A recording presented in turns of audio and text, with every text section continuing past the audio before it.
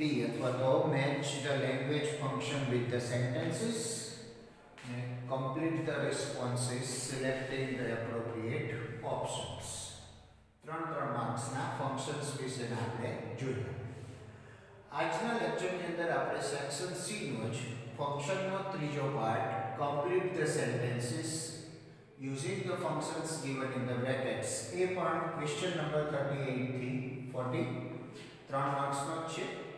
હવે અત્યાર સુધી આપણે જોયું બે વિભાગની અંદર કે મેચ ધ ફંક્શન્સની અંદર બે કોલમ આપેલી હોય A B, એકમાં સેન્ટેન્સીસ એકમાં ફંક્શન્સના નામ.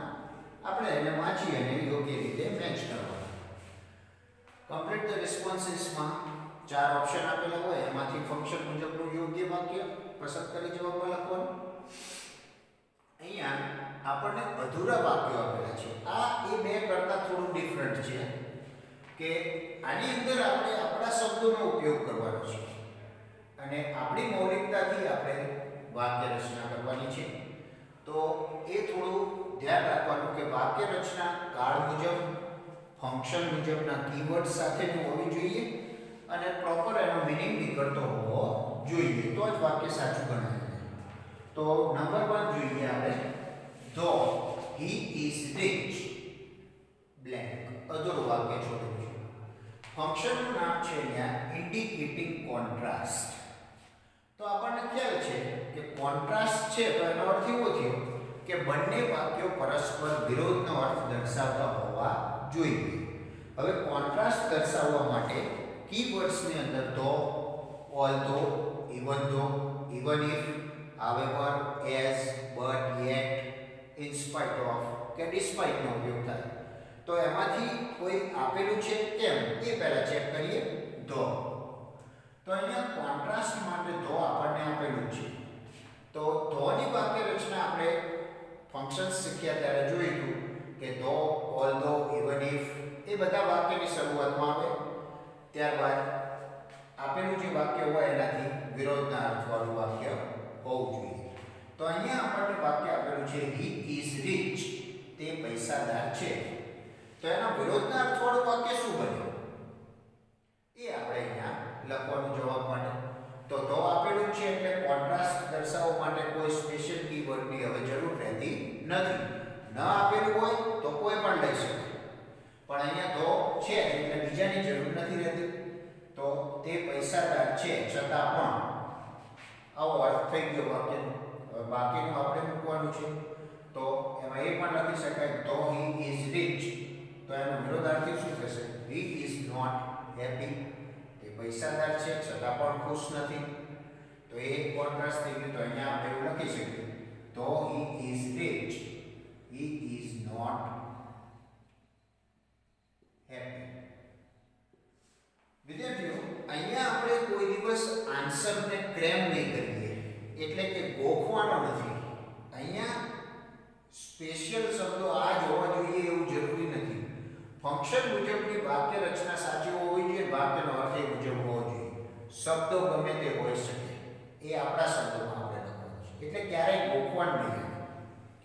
તો બીજો અર્થ એનો વિરોધનો કરવો હોય તો though he is rich, he is not satisfied તે પૈસાદાર છે છતાં પણ સંતુષ્ટ નથી. એ પણ લખી શકાય he is not happy કે he is not satisfied. અથવા તો not happy ની જગ્યાએ તમે sad પણ લખી શકો. he is sad તો એ not happy થઈ ગયું. next is Kiran always describing action. describing action માટે આપણે એક્ટિવ અને પેસિવ બંને પ્રકારની વાક્ય રચનાનો ઉપયોગ કરીએ છીએ. કિરણ ઓલવેઝ આપેલું છે, આ એક્ટિવ વાક્ય છે.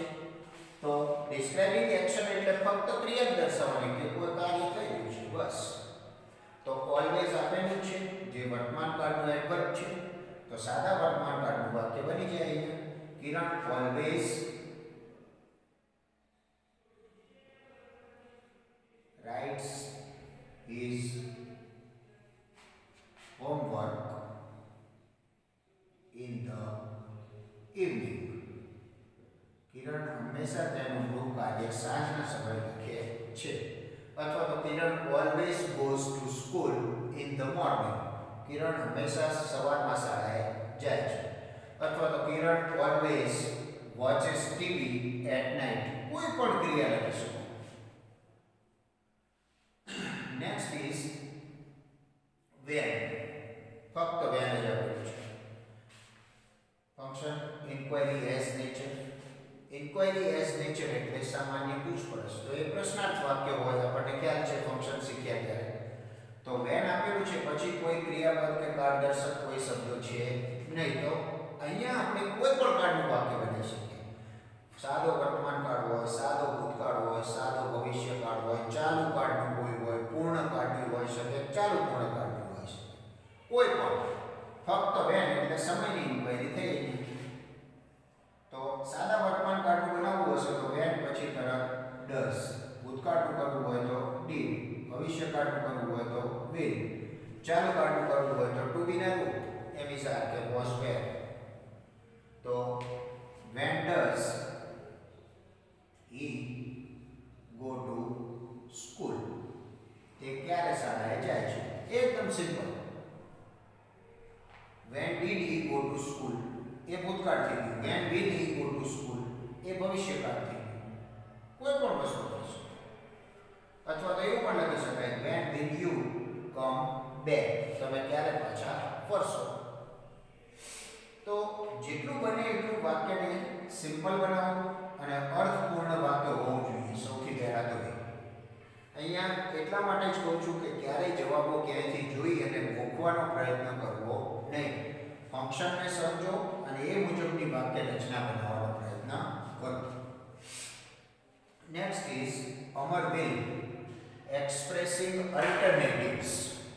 અલ્ટરનેટિવ્સ એટલે ફંક્શન્સ શીખતી વખતે આપણે જોયેલું. અલ્ટરનેટિવ એટલે વિકલ્પ.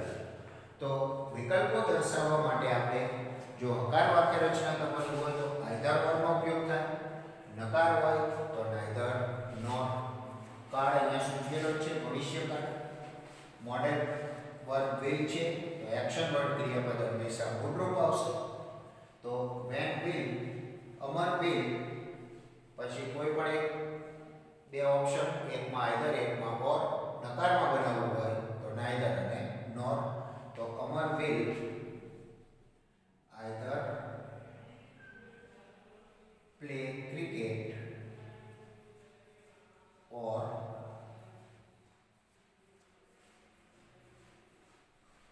Football. Amar will either play cricket or football. અથવા Amar will neither play cricket nor football. બેમાંથી એક પણ નહીં. તો અહીંયા પ્લે એવું જરૂરી નથી. કોઈ પણ તમે બીજું ક્રિયાપદ પણ મૂકી શકો.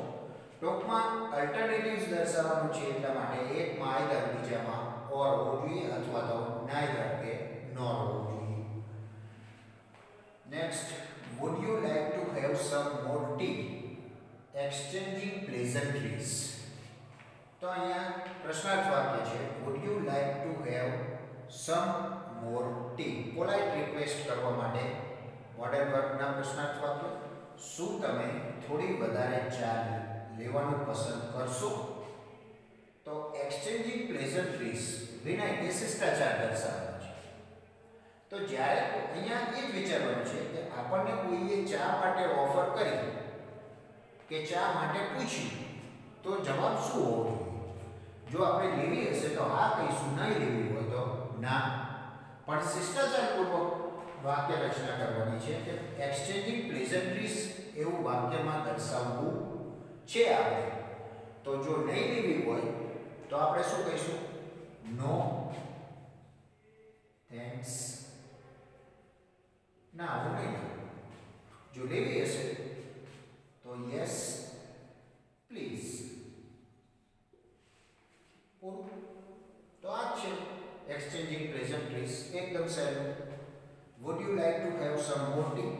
નથી લેવી તો નો થેન્ક્સ. જો ઈચ્છા છે લેવાની તો યસ પ્લીઝ. નો થેન્ક્સ અને પ્લીઝ બંને શિષ્ટાચાર દર્શાવે છે. Next is unplug the mixture. Unplug. Unplug એટલે પ્લગમાંથી બહાર કાઢી લેવું. ધ મિક્સચર એટલે મિક્સર જે આપણે રસોડામાં ઉપયોગમાં લઈએ છીએ. Describing process. પ્રોસેસ એટલે રીત કે પ્રક્રિયા. તો એને દર્શાવવા માટે આજ્ઞાર્થ વાક્યનો ઉપયોગ કરીએ છીએ એટલે કે ક્રિયાપદના મૂળ રૂપો. તો અનપ્લગ ધ મિક્સચર. મિક્સચરને પ્લગમાંથી બહાર કાઢો. ત્યારબાદ આપણે શું કરીએ છીએ? તો મિક્સચરનો ઉપયોગ કરી લીધા પછી આપણે એને બહાર કાઢીએ છીએ પ્લગમાંથી. તો બીજી ક્રિયા કઈ હોય? એને વળતી. તો એની સફાઈ કરવાની હોય. તો એકદમ સહેલું, અનપ્લગ ધ મિક્સચર એન્ડ ક્રિયાપદ ક્લીન ઇટ, અથવા તો unplug the mixture and wash the jar. તો ટૂંકમાં જ્યારે પણ કોઈ પ્રોસેસનું વાક્ય આપણે કમ્પ્લીટ કરી રહ્યા હોઈએ તો જે ક્રિયાપદ આપણને સૂચવેલું છે આજ્ઞાર્થ વાક્યમાં શરૂઆતની અંદર, એન્ડથી બીજી કોઈ એક વળતી ક્રિયા એની સાથે જોડી દેવાની. એકદમ simple. Next is you won the match exchanging pleasantries. તમે મેચ જીત્યા. હવે શિષ્ટાચાર. તો કોઈ વ્યક્તિએ સફળતા મેળવેલી છે તો એને આપણે શિષ્ટાચારમાં કેવા શબ્દોમાં પાઠવીશું? તો યુ વોન ધ મેચ. હવે એને જીત મેળવેલી છે તો આપણે એને કોંગ્રેચ્યુલેટ કરાય. તો એના માટે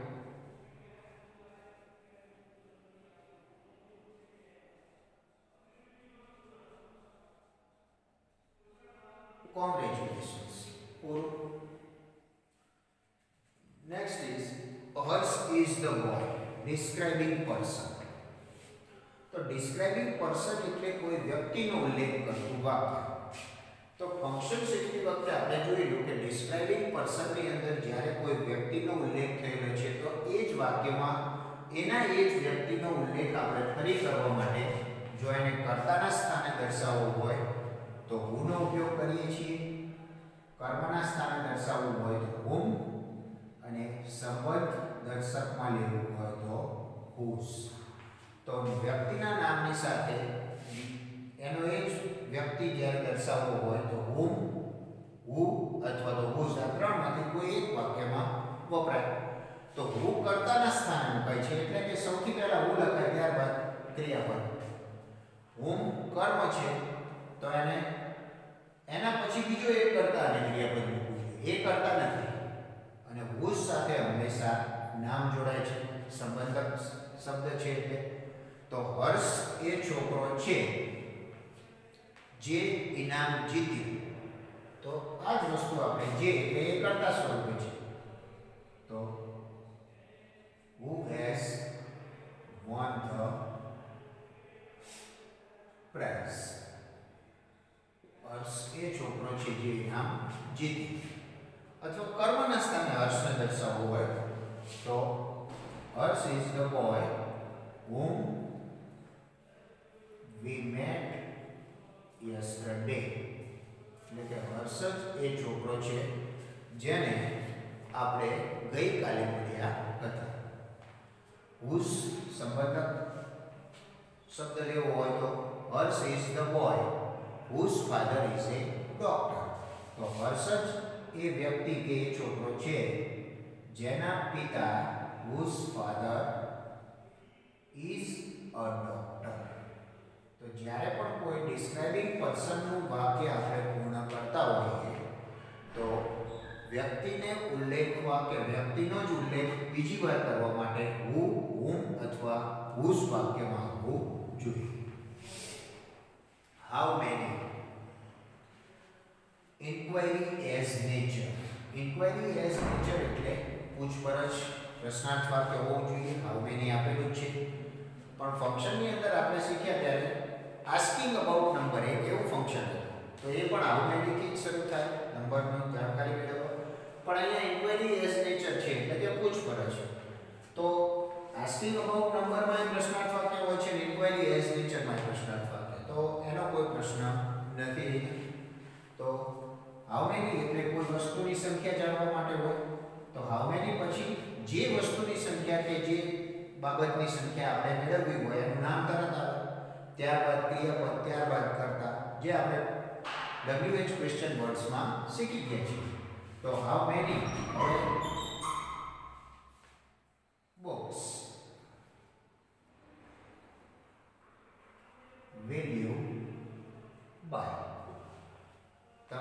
કેટલા પુસ્તકો ખરીદશો અથવા તો કેટલી ચોપડીઓ તમે ખરીદશો. અહીંયા કાર્ડનો કોઈ વાત નથી કે આ જ કાર્ડમાં વાક્ય બનાવવું, કારણ કે ફક્ત આવનારી જ આપેલું છે. કાર્ડદર્શક ક્રિયાપદ કોઈ આપેલું કે સૂચવેલું નથી, તો કોઈ પણ કાર્ડનું વાક્ય તમે બનાવી શકો, વર્તમાન કાળ, ભૂતકાળ કે ભવિષ્યકાળ.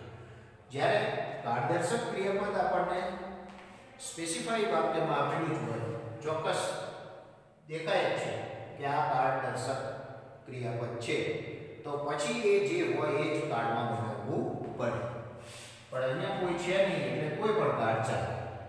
બુક્સની જગ્યાએ તમે કોઈ પણ બીજા શબ્દનો ઉપયોગ કરી શકો. How many boys are there in the class એવું પણ પૂછી શકો. How many chocolates do you have એ પણ તમે લખી શકો.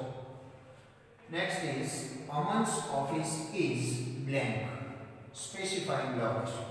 લોકેશન એટલે સ્થળ. તો વાક્યની અંદર આપેલા શબ્દો છે કે અમનની ઓફિસ છે. હવે ક્યાં છે એ આપણે સ્થળ જ દર્શાવવાનું છે, લોકેશન. તો Aman's office is near the bank, બેંકની પાસે. અથવા તો બીજું કોઈ પણ સ્થળ દર્શક પ્રેપોઝિશન મૂકી શકો. Aman's office is behind the bank, પાછળ. ઓપોઝિટ ધ બેંક, ની સામે. Ketan has been point of time. Point of ટાઈમનું વાક્ય મોટે ભાગે ચાલુ પૂર્ણ કાળમાં બને છે. એટલે કે જો ક્રિયાપદ આપેલું હોય તો ભલે, ન આપેલું હોય તો હેઝ બીન કે હેવ બીન અને ક્રિયાપદનું આઈએનજી વાળું રૂપ લેવું. તો હેઝ બીન તો આપેલું જ છે. હવે જે ક્રિયા સૂચવવી હોય એનું આઈએનજી વાળું રૂપ લઈ લો. અને પોઈન્ટ ઓફ ટાઈમ છે તો એ ક્રિયા કયા સમયે થાય છે એ દર્શાવવા માટે સિન્સ અને સમય મૂકી દો. તો Ketan has bin watching TV since 5 o'clock, 5 વાગ્યાથી. વોચિંગ ટીવીની જગ્યાએ બીજું પણ તમે લખી શકો. Ketan has bin reading novel since morning, since 5 o'clock, since 10 o'clock. કોઈ પણ ટૂંકમાં પોઈન્ટ ઓફ ટાઈમ છે એટલે સિન્સ અને સમય હોવું જોઈએ. અને હેઝ બીન છે એટલે ક્રિયાપદ આઈએનજી વાળું. આ ખાસ યાદ રાખો. અને last, V mat the teacher. અમે મેટ, મીટનું ભૂતકાળનું રૂપ, મળ્યા. અમે શિક્ષકને મળ્યા. Specifying time. તો અહીંયા સમય દર્શાવવાનો છે કે શિક્ષકને મળવાની ક્રિયા કયા સમયે થઈ અથવા તો ક્યારે મળેલા છે. તો મેટ એ સાદો ભૂતકાળ દર્શાવે છે, તો અહીંયા સમય એ રીતે લખવો કે સાદા ભૂતકાળને ઇન્ડિકેટ કરે. તો સાદો ભૂતકાળ દર્શાવવા માટે આપણે કેવા સમય દર્શક શબ્દોનો ઉપયોગ કરીએ છીએ કે યસ્ટરડે અથવા તો લાસ્ટ વીક કે લાસ્ટ મંથ કે લાસ્ટ યર, કોઈ પણ લખો. વી મેટ ધ ટીચર યસ્ટરડે, ગઈકાલે શિક્ષકને મળ્યા. Specifying time. અહીંયા મેટ હતું એટલે આપણે યસ્ટરડે. ક્રિયાપદને અનુરૂપ, કાળને અનુરૂપ સમય દર્શક શબ્દ. અહીંયા કદાચ ભવિષ્યકાળનું વાક્ય હોત કે વી શેલ મીટ કે વી વિલ મીટ, તો અહીંયા યસ્ટરડેની જગ્યાએ ટુમોરો. વર્તમાનકાળનું હોત તો વર્તમાનકાળના સમય દર્શક શબ્દો લખી શકાય. તો ટૂંકમાં કોઈ પણ વાક્ય અધૂરું આપણે જ્યારે પૂર્ણ કરતા હોઈએ અને કૌંસમાં ફંક્શન સૂચવેલા હોય તો સૌથી પહેલા તો એ ફંક્શન માટે કયા કીવર્ડ વપરાય એ એક યાદ રાખવાના. બીજા નંબરે વાક્ય કયા કાળમાં છે એ જોઈ લેવાનું. વાક્ય કેવો અર્થ સૂચવશે એ જોઈ લેવાનું.